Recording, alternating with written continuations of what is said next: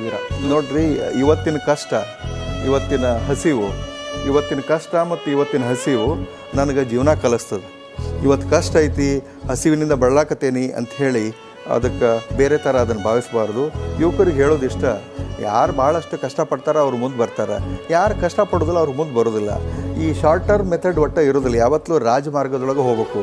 ದೊಡ್ಡ ದೊಡ್ಡ ಊರಿಗೆ ಹೋಗ್ಬೇಕಂದ್ರೆ, ದೊಡ್ಡ ದೊಡ್ಡ ಮಹಲ್ಗಳಿಗೆ ಹೋಗ್ಬೇಕಂದ್ರೆ, ದೊಡ್ಡ ದೊಡ್ಡ ಅರಮನೆಗೆ ಹೋಗ್ಬೇಕಂದ್ರೆ ಅಲ್ಲಿ ಕಂಟಿದಾರಿ ಮುಳ್ಳುದಾರಿ ಇರೋದಿಲ್ಲ. ರಾಜಮಾರ್ಗದೊಳಗೆ ನಡೆದು ಹೋಗ್ಬೇಕು. ಶಾರ್ಟ್ಕಟ್ ಏನೂ ಇರೋದಿಲ್ಲ. ಅದಕ್ಕೆ ಯಾವುದು ಶಾರ್ಟ್ಕಟ್ ವಿಚಾರ ಮಾಡಲಾರ್ದಂಗೆ ಕಷ್ಟಪಟ್ಟು ಮುಂದೆ ಬರಬೇಕು.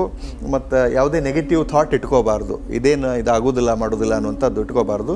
ಮನಸ್ಸು ಮಾಡಿದ್ರೆ 1 10 IAS ಮಾಡ್ಬೋದು. ಒಬ್ಬ ವ್ಯಕ್ತಿ ಹುಟ್ಟಿದ ಮೇಲೆ ದೇವರು ಹುಲ್ಲು ಮೇಯಿಸೋದಿಲ್ಲ ಅನ್ನುವಂಥದ್ದನ್ನು ನಂಬಿ ಬಂದವರು ನಾವು.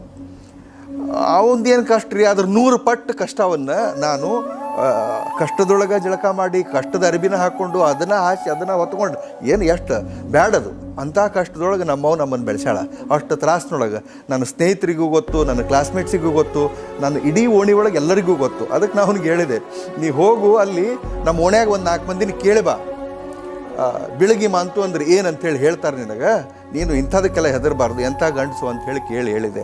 ಪ್ಲಸ್ ಆ ತಾಯಿಯರು ಅಂಥ ತಾಯಿ ಏನ್ರಿ, ಒಬ್ಬ ತಾಯಿ ಮಗುವಿಗೆ ವಿಷ ಕುಡಿ ಅಂತ ಹೇಳ್ತಾರ ಅಥವಾ ವಿಷ ಕುಡಿಬೇಕಂತ